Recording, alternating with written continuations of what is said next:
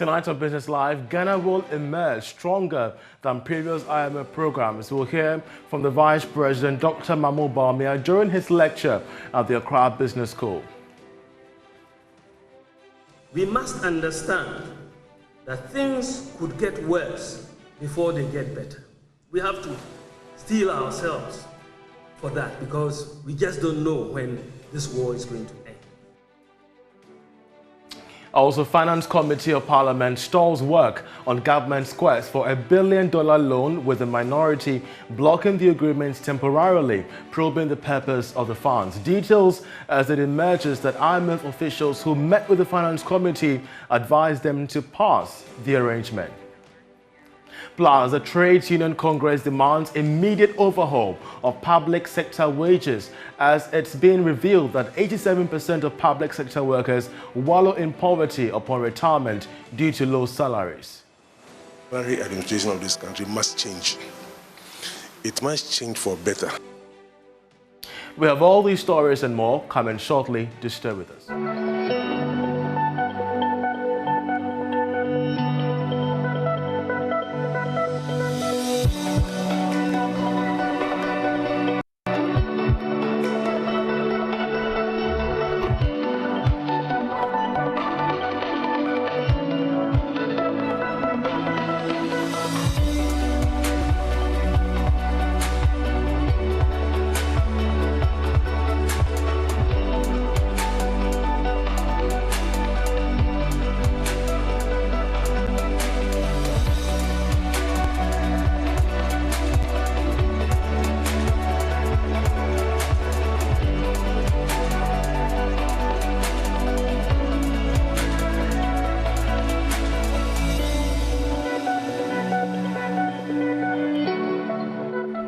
Tonight, the Vice President, Dr. Mahmoud Bawumia, has assured Ghanaians that the country will emerge stronger than it exhibited in its previous 17 programs. With the IMF delivering a lecture at the Accra Business School, he pointed out that Ghana is a different country now because the underlying systems are being dramatically changed through digitalization and other policies that will transform the structure of the economy. The Vice President spoke on the topic, the role of information technology, education, and government's digitalization agenda. We must understand that things could get worse before they get better. We have to steel ourselves for that because we just don't know when this war is going to end. The major lesson of the last 2 years is that we have to be more self-reliant. It is important that we take decisions that will inure to the benefit of the country, regardless of whether we are going to the IMF for a program or not. Regardless, we have to take the decisions that will help Ghana. The immediate task is to restore fiscal and debt sustainability, and these will be through revenue and expenditure measures and structural reforms. There's no way of going about that. We should also try and curtail non-concessional borrowing. That has to be curtailed. Indeed, the reliance on international capital markets to fill the financing gap of about $3 billion annually exposed the vulnerability of the economy once the capital markets shut down to emerging markets. This has heightened the need for Ghana to build foreign exchange reserve buffers to cater for unanticipated shocks like COVID-19 and the Russia-Ukraine war. Ladies and gentlemen, notwithstanding that Ghana is one of the largest producers of gold in the world, and we have been so for almost 100 years, notwithstanding that, at the end, Ghana's reserves of gold at the central bank, we this largest producer of gold. Notwithstanding that, Ghana's reserves of gold at the central bank at the end of 2021 was only 8.7 kilograms. That is our quantum of gold reserve. And it is against this background that the Bank of Ghana started a gold purchase program The Vice President, Dr. Mahmoud Bawumia there. Let's still stay within the purview of the IMF because the Finance Committee of Parliament has deferred a decision on a $1 billion loan agreement currently before them. The loan, according to the government, is critical to fix the economy in the short term before a bailout can be agreed with the IMF. But the minority members on the Finance Committee are blocking approval because government has not said what exactly they will use the funds for. We'll listen to the ranking member on the committee, Dr. Ayitey, who spoke to journalists after the committee met on the agreement. To start with, let me say that yes, it's true. We've met as a committee. What was before us was for us to consider and approve 2 tranches of loans. We have considered them in good faith. We have lingering concerns. We have actually brought them out because, first of all, we believe that the document before us has some fundamental defect, because what is in the memorandum to Parliament and what is in the loan agreement has some differences, in the sense that in one breath we were called upon to approve a loan of 750 million. But what is in the agreement has 2 legs, tranche A and tranche B. One is in euro and one is in dollars. So that will mean that Parliament will have to amend what was brought to us. So it called to question the competence of the people that sent the document to us. I've told you the concerns we have with it. One, they have not told us the use of proceeds, what they are using the money for. So I can't give you blanket approval for you to go and use it just for chop. So tell us what you are going to use the money for. I mean, this government's insatiable appetite for borrowing for consumption must stop. For them, they believe in one program, one loan. I don't accept that. There are ways you can solve your problems, not all the time going for loan agreement. So they should tell us what exactly they will use the money for. And if the terms are good, we are human. We'll be able to accept that. But until that time, you can't make a determination.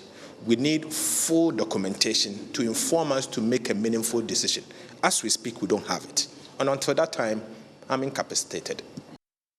Our parliamentary correspondent, Kweku Asante, joins us for more on this development. Kweku, it is now emerging that the IMF officials who met with the Finance Committee on Tuesday recommended that the approval of the loan agreement, saying that it was critical for the economy in the short term. What has Dr. Ayitey been telling you about the IMF response to this? So the information we are taking from the committee is that the IMF officials who met with the Finance Committee early on this week recommended that, given the critical nature of the state of the economy now, it's very important that government gets that $1 billion injection into the economy to be able to fix the economy on the short term before Parliament, before the IMF deal will be struck. And so they recommended to the committee that they should pass the agreement. But Dr. Ayitey has been saying that, well, that is their advice from the IMF. They are not bound by it. So their condition still stands that until government tells them what exactly they are going to use the funds for, they are not going to pass it. You can listen. From our foreign partners, we take advice from them. So advice can either be accepted or be rejected, depending on the circumstances of the day. So as for us, yes, we have the document and we have to do justice with the document. A major concern also has to do is what is in the budget is significantly different from what they're asking us to do. The budget is saying that in the course of the year, they will be taking a term loan of $750 million. So why do you ask us to approve $1 billion when your own budget says $750? Yes. If I encourage them to approve $1 billion, I'm encouraging them to be, fiscally indisciplined. I cannot be part of that. So clearly, we want them to first come and amend the budget through the media review to reflect that before we can even consider something above $750 million. So that cannot be done on the face of the budget document that is before us. And that should be made very clear. Well, so Kweku, that was the interaction you had with Ayitey. But the former President Mahama had also charged NDC MPs to reject this particular agreement. When you spoke with Dr. Forson last week, he was categorical that they will comply by the former president's request. What has he been saying now about this, considering his stance earlier to you? that the stance has now softened a bit. What they are telling me now is that if government is able to tell them what exactly they are going to use the loan for, then they will approve it. Early on, when I spoke to him, like you referenced, he was categorical that their side was going to reject the agreement. They were going to reject it because they thought some of the financing deals, the financing arrangement were poor. But now they are softening the sound and saying that if government comes to them and tells them what exactly they are going to use the loan for, then they will approve it. Indeed, and we shall see how things pan out, especially when the IMF is upbeat about the need for there to be a passage of this particular loan. We're grateful to Kweku Asante for the update from Parliament. He's our parliamentary correspondent. Let's now move to the World Bank because it has charged Ghana to restore public finances at a credible and serviceable position over the long term in order to facilitate debt reduction. It also wants the country to pursue structural reforms, particularly in the energy sector, to address the imbalances putting a lot of stress on the economy. Speaking at the 6th Ghana Economic Update, World Bank Country Director Pierre Laporte implemented economic reforms in Ghana, saying that it is much more critical for the country's growth. The face of these challenges going forward, what will be most critical is for Ghana to restore fiscal sustainability, to allow it to reduce its debt going forward to a more sustainable level. Ghana also needs to continue to pursue structural reforms. For instance, in the energy sector, the imbalance and the financial issues are causing a lot of stress on the fiscal framework. So addressing these sectoral reforms will be critical. But at the same time, on the expenditure side of the budget, to take measures to improve efficiency of spending. But focusing on fiscal sustainability alone and too much of a drastic adjustment may be harmful also for Ghana. And this is why the country needs to focus on other areas. And in this case, we have selected youth employment as a special theme. Today, Ghana's youth population is 36%. And over the last 30 years or so, despite several policies having been introduced to address the youth employment issues, the challenges remain. What needs to be done is that policies should be introduced that will increase opportunities for youth through several means. One such area is to increase access to finance, which is a major constraint to development. Another one is to provide opportunities for SMEs to grow. For instance, the Africa Continental Free Trade Agreement is a perfect platform that will enable not just Ghanaian but African youth in general to take advantage of the opportunities that this initiative will bring. Besides that, government should continue to look at other aspects of support for youth, including digitalization. We have many initiatives for startups that are coming up all the time, and a lot of them are focused on technology. So technology provides an ideal platform for government to support youth.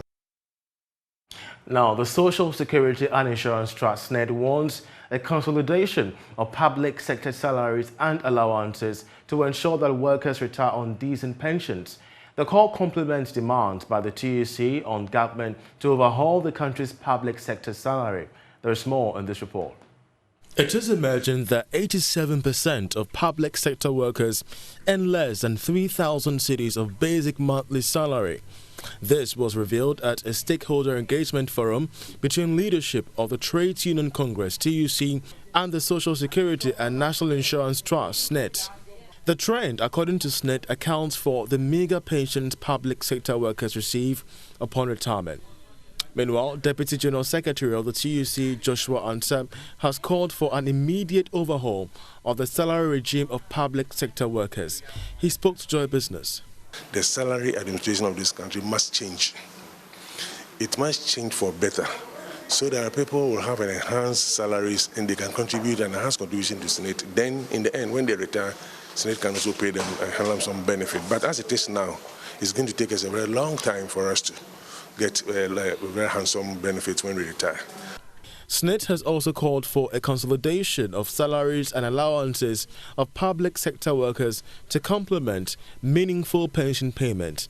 Kingsley Ajebin is General Manager for Operations at SNIT. If the allowances that the employees receive, if they can be consolidated in the basic salary, I think that will help everybody. So basically, that is what the engagements we are doing, and we think that at the end of the day, we should dialogue, judge, and come into some conclusion as to how to enhance the pensions or the benefits that individuals take home at the end of the day.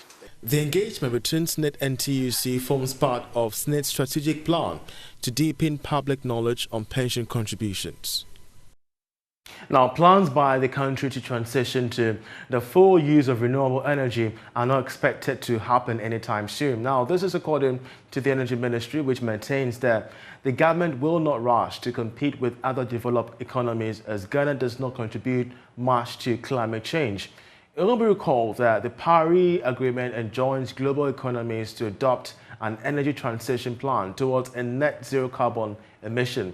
Director of Renewable Energy Department at the Ministry of Energy, Dr. Richard Sogbaji, spoke at the media launch of the 6th Ghana Energy Awards slated for the 25th of November on the theme Global Decarbonization, a Just and Equitable Energy Transition in Ghana. Take a listen. He asks, so why are we doing energy transition? Why is the ministry on this line, on this tangent to go and do energy transition? And we put it in a simple way. There is a hole in the boat. We in Africa didn't make that hole, but then the boat is sinking. So do we want to make our own hole before we start covering that hole? By then the ship would have sunk. So that is why Africa must also contribute and have plans towards energy transition. So the Honorable Minister in his wisdom in December last year set up the Energy Transition Committee to make sure that Ghana come out with a plan. But we transition in an equitable and just manner. We have one objective but two worlds, the developed world and the developing world. So we cannot transition at the same pace. Other countries will mention 2035, 2040. Ghana will transition at its own terms and conditions. If we feel that our transition, which in an economic manner will take 50 years, that is when we are going to transition. So without saying much, I will say that the Ministry of Energy continue to support the Ghana Energy Awards, and this theme is very timely for our energy transition agenda. Meanwhile, the chairman of the awarding panel of the Ghana Energy Awards, Kwame Jantua, says this year's edition will focus on climate change, hence the theme for the event. We all agree that Ghana and the world are living in extraordinary days and times. But irrespective, the show must go on. And the grit of human nature and the sheer determination to weather this storm proves that the human race is very resilient and will adjust and adapt to the numerous changes taking place on our planet. If we were to single out one area that seems to have a devastating effect on our industry, and ironically, both in the petroleum and power sectors, but also creates potential in new innovation, including new AI applications, which is changing operations phenomenally in the workspace. This area is bringing so much change to daily lives, is climatic change and pollution of our environment. These major events are directing government's agenda and policy around the world and has greatly influenced the theme of this year's GEA Awards. And the theme is Global Decarbonization, a Just and Equitable Energy Transition in Ghana. Now, the 13th edition of Ghana's biggest housing and construction exhibition, I'm talking about the Joy News Ecobank Habitat Fair, has been launched. Now, the event, which seeks to give various stakeholders the opportunity to explore the real estate market, will come off between the 24th and 28th of August this year. We have more in this report. The Ecobank Joy News Habitat Fair has over the years attracted huge numbers of exhibitors who showcase a wide range of building materials and housing accessories. This year's event is under the theme Home Ownership, Where You Live Matters. Managing Director of Ecobank Ghana Limited, Mr. Daniel Saki, said the bank will deepen relationship with the multimedia group to reduce the housing deficit in Ghana. This year, the theme has changed, and we think that we should extend it further to Where You Live Matters. Where you live matters because the availability of all the services around you is key in determining how you move up the social ladder, in determining the sort of environment you have, where your kids grow up, where your family grows. And it's important that we make this available to our clients. That is where we as Ecobank are very much engrossed in this partnership and are committed to growing this partnership further this year. Last year, we did offer very basic mortgages where anybody who is able to raise 20% deposit is able to come to Ecobank. We approve a mortgage for you, and you are then able to straight away own the house that you want.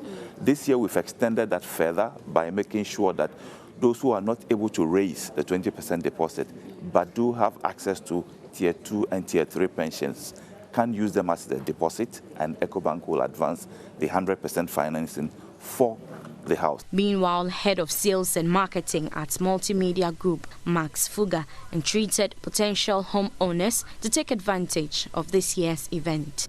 What we seek to do at this fair is to empower you through unbiased, fact-based, and time-tested information for you to be able to make that informed decision on where you want to live, not only where you want to live in terms of location, but even the type of house you live in and how you finance it. Some partners and sponsors of the event spoke to Joy Business. For those that have not had the opportunity, we are expecting that they will take advantage and come over because of some discounts that we'll be offering. This year we are offering 10% discount to all patrons. Aside the 10%, we are also giving prospective homeowners a free remote control gate and a garage. We are giving you central ceiling speakers, and then the icing on the cake is that we will pay your installation fee for a high-speed fiber optic internet connection within the estate if you buy from us this year. I'm excited already because I want to see what has been the way participants troop in or visitors come in to visit our stands. This time around also we have a lot of things to show, a lot of things. I mean, as you can see, Super Kitchen, this is our new product we introduced.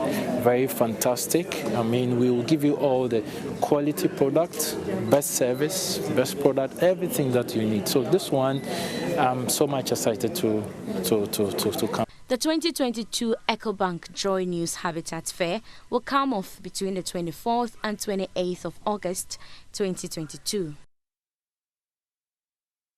And even ahead of the event, you did hear from Elegant Homes offering a free electronic, gate, electronic remote control driven gate for free if you sign on to their product ahead of the fair. And this is part of several other discounts that you should be expecting this time around at the Joy News Ecobank Habitat Fair. So please make a date and be a part of this. That's how we end the bulletin. I'm Charles Ayitey. Many thanks for watching. Enjoy the rest of our programs.